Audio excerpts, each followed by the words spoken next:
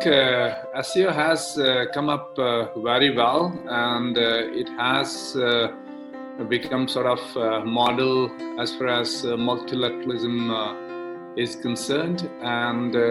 I think more importantly, it has emphasized unity and mutual trust. It has strengthened the foundation of peace and security. It has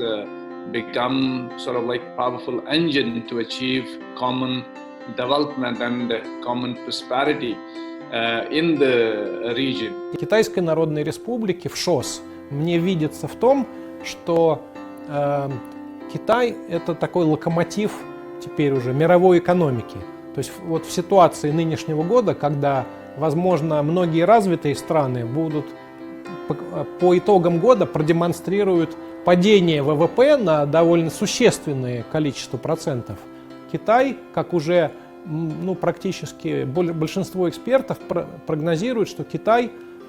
продемонстрирует положительный рост 1-2, может быть 2,5%. И это внушает вот в эту непростую эпоху, когда происходят такие перемены, это внушает членам и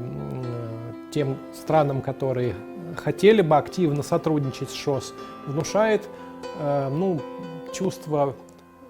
оптимизма, что мы совместно можем действительно в конкретных областях, касающихся и экономического соразвития, и транспортно-логистической взаимосвязанности, и в медицине, и в туризме, и в образовании, в культуре, мы можем действительно уверенно идти вперед, несмотря на те волны кризиса, которые, к сожалению,